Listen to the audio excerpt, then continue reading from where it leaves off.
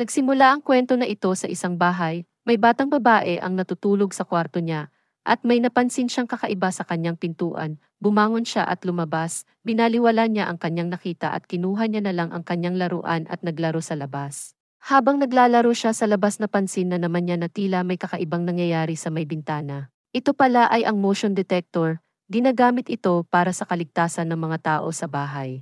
Pinuntahan iyon ng batang babae. Pagkabukas niya ng pinto ay agad-agad siyang kinuha ng motion detector, sumigaw ang batang babae at naglaho siya na parang bula. Samantala, ang mag-asawang Miguel at Eva pumunta sa bahay para tingnan ito dahil gusto nilang bilhin. Ang una nilang tiningnan ay ang taas upang tingnan ang bathtub. Nagandahan sila dito, pagkatapos dinala naman ito ng agent sa kitchen. Nagustuhan ng mag-asawang bilhin ang bahay kaya sinabi nila na bibilhin ito. Bago ang lahat, nag-usap muna silang dalawa. Sinabi ni Eva sa asawa niya na masyadong malaki ang bahay na iyon para sa kanila. Mas gusto niyang tumira sa isang bahay na may security guard. Sinabi ng agent na magugustuhan nila ang isang napakagandang feature ng bahay. Ito ay isang smart house. Lahat ay naka-technology base. Ang pangalan nito ay Diablo Controls, kaya binili na nila ang bahay. Balita na ang kababalaghan na nangyayari dito. May mga tao na bigla-bigla na lang nawawala at minsan natatagpo ang patay na. Isang araw naliligo ang mag-asawa sa bathtub at tila kakaiba ang nararamdaman ni Eva. Tumunog ang phone ni Miguel, narinig ito ni Eva, at tinanong niya sa asawa kung bakit ito panay ang tunog. Sinabi ng asawa niya ang dahilan na kailangan niyang pumunta sa Mexico, isa itong business trip at 5 araw siya doon. Nagalit si Eva dahil kakarating lang nila sa bahay na iyon at iiwanan na siya agad. Umakyat siya at pumunta sa master's bedroom. Nagsimula na mag-impake ng dadalhin na gamit ang kanyang asawa. Hindi niya na ito napigilan. Hindi marunong si Eva na i-access ang alarm ng bahay. Sinabi ng asawa niya na matututunan niya din iyon. Umalis na ang asawa niya. Nilibot niya ang bahay, pinuntahan niya ang garden at tiningnan niya ang control room. Madami siyang nakitang wires at system ng bahay. Dumating na ang gabi at namimiss na niya si Miguel. Tinawagan niya ito sa telepono. Ngunit hindi ito sumasagot kaya nag-iwan na lamang siya ng voice message at nakatulog na siya. Umaga na at tumunog ang alarm ng 6 o'clock. Automatic na nag-open ang mga bintana at bumangon na si Eva. Pumunta siya sa swimming pool at naligo, lumangoy siya ng pabalik-balik. Isang lalaki ang nakatayo malapit sa swimming pool. Nagulat si Eva nang makita niya ito. Nagpakilala ang lalaki, siya ay isang technician ng Diablo Controls. Sinabi ni Eva na, bakit basta-basta ka na lang pumapasok? Sinagot siya ng technician na akala niya na walang tao sa bahay, kaya pumasok siya para i-check na ang bahay.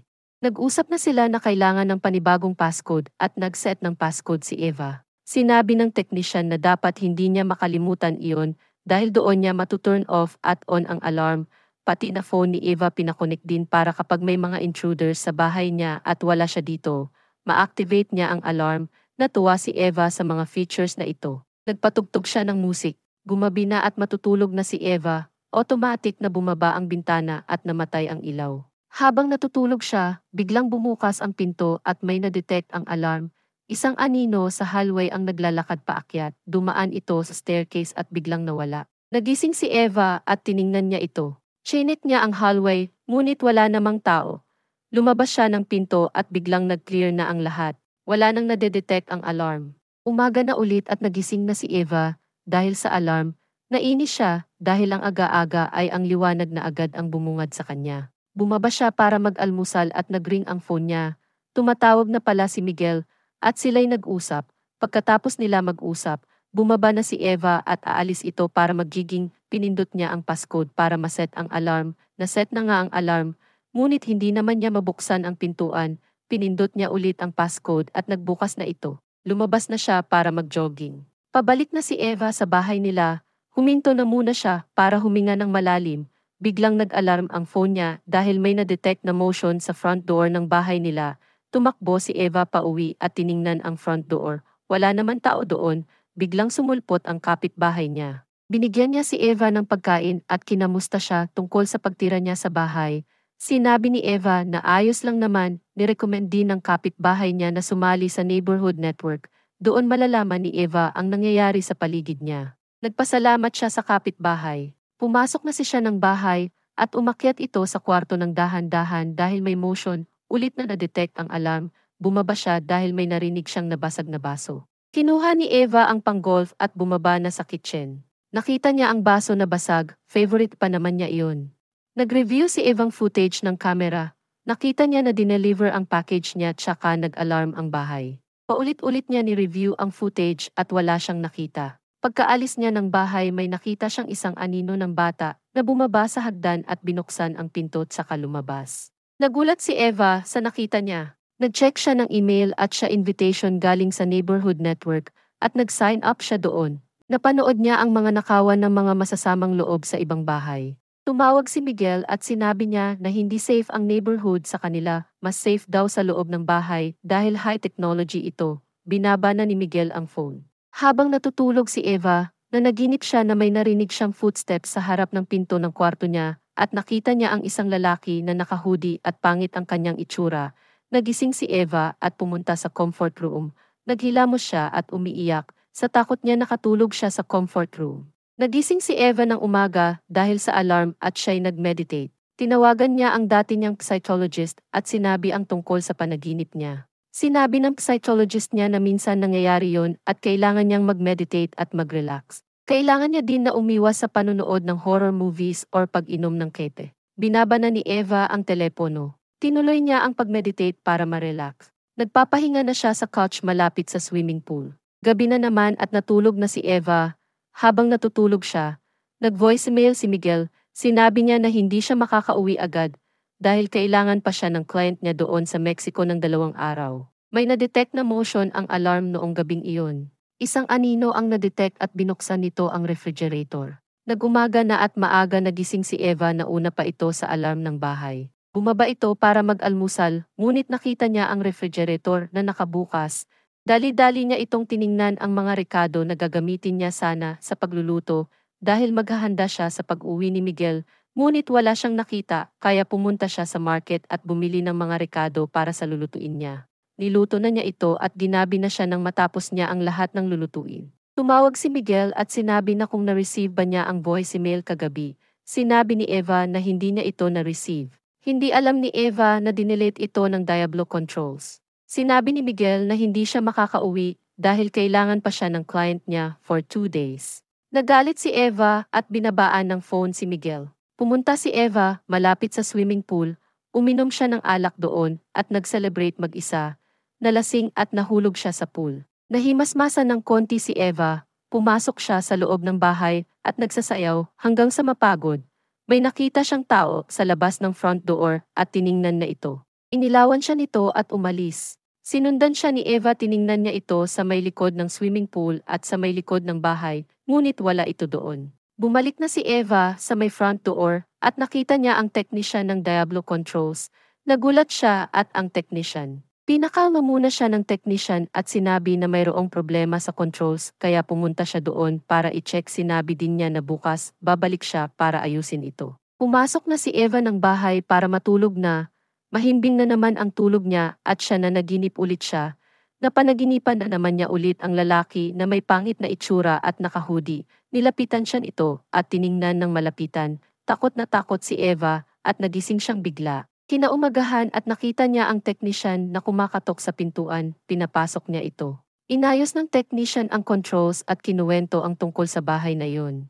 Na kaya may nadedetect ang alarm na motion dahil may isang pamilya doon na nakatira at may anak sila na 6 months old na babae at bigla na lamang itong nawala. Walang nakakaalam kung saan ito nagpunta.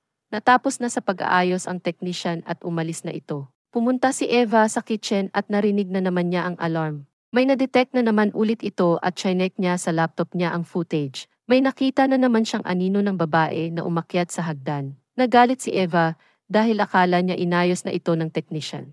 Nag-search siya sa Google at nanghingi ng tulong or advice sa mga nakaka-experience ng unidentified motion alarm ng Diablo Controls. Tinawagan din niya ang kanyang psychologist at nag-meditate ulit si Eva, ngunit hindi siya makafocus dahil sa bawat pagpikit ng kanyang mga mata ay naalala niya ang lalaking nasa panaginip niya. Nawala siya sa focus at ang ginawa niya nagdasal. Pagkatapos pumunta ito sa comfort room para maligo. Pumunta si Eva sa bilihan ng santo at ang nabili niya ay si Saint Mary.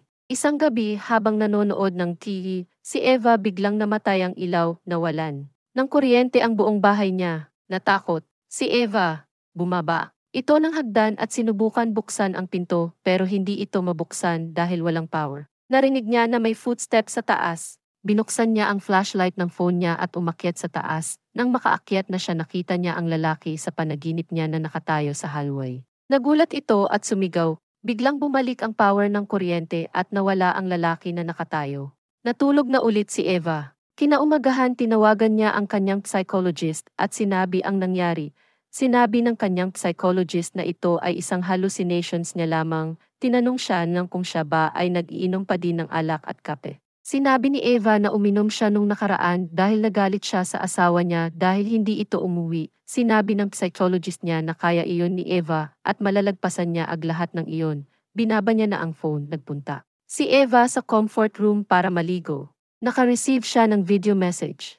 Itong video message na ito ay isang response doon sa sinearch ni Eva sa Diablo Controls. Pinuntahan niya at pinayuhan siya nito na umalis sa bahay na hanggang hindi pa huli ang lahat. Umuwi na si Eva at nakasalubong niya ang kapitbahay niya. Tinanong niya ito kung ano ang history ng bahay na tinitirhan niya. Sinabi ng kapitbahay niya na may isang pamilya doon na biglang naglaho at pagkatapos maglaho at nasunog ang bahay na iyon. Pumasok na siya sa loob ng bahay at pumunta malapit sa pool at umupo sa couch. Sinearch niya ang footage ng sunog na sinasabi ng kapitbahay niya.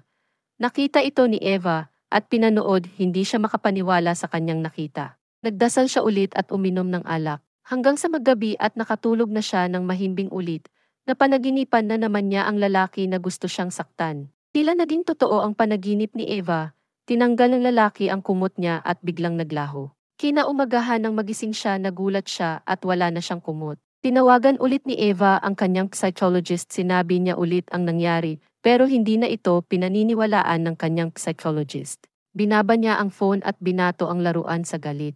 Tumawag si Miguel kay Eva at sinabi na may maganda siyang balita. Sinabi ni Miguel na uuwi na siya bukas ng umaga at sinabi din niya na patay na si El Diablo. Binaba niya ang tawag. Kinagabihan umalis si Eva at pagbalik niya ay walang ilaw ang bahay niya. Madilim iyon at namatay din ang sinindihan niyang mga kandila. Na-detect ng alarm si Eva kahit saan man ito magpunta. Sinindihan niya ulit ang mga kandila at sinira ang control ng Diablo. Naglabas ang Diablo control ng auto-generated intelligence na kagaya sa panaginip ni Eva. Nakita niya ito sa taas ng hagdan, tumakbo siya sa kitchen para kumuha ng kutsilyo, hinahanap siya ng auto-intelligence at nakita na siya nito, may dala ding kutsilyo ang auto-intelligence. Nilagay ni Eva ang kutsilyo sa oven para magkaroon ng system interference. Hindi makagalaw ang auto-generated intelligence na bitawan nito ang kutsilyo na hawak niya. Sinaksak ito ni Eva, ngunit hindi na ito masaksak dahil ito ay isang auto-intelligence. Umakyat siya sa taas at pumunta sa control room. Binunot niya ang saksakan doon. Nawala na ang system interference. Sindundan na si Eva ng auto-intelligence habang binubunot niya ang nga saksakan. Hinawakan ng auto-intelligence ang kamay niya at sasaksakin na sana siya nito, ngunit nabunot niya ang main switch na nakakabit doon kaya biglang naglaho ang auto-intelligence. Nakahinga ng maluwag si Eva. At siya nakatulog, habang tulog siya, bumalik ang power ng Diablo controls. Nag-backup ito ng files at footage. Muli nag-generate ng auto-intelligence ang Diablo controls at sinaksak si Eva at bigla-bigla siyang naglaho. Sa bandang huli nagising si Eva ng kinaumagahan at bumangon siya. Binati niya ang asawa niya, ngunit hindi siya nito marinig. Naglaho na parang bula si Eva. Dito na nagtatapos ang pelikulang recap movie. Mag-subscribe para sa higit pang mga iba't ibang videos mapapanood ninyo. Paki-on ang mga notification at mag-like para matulungan ang channel. Maraming salamat sa panunood. God bless everyone.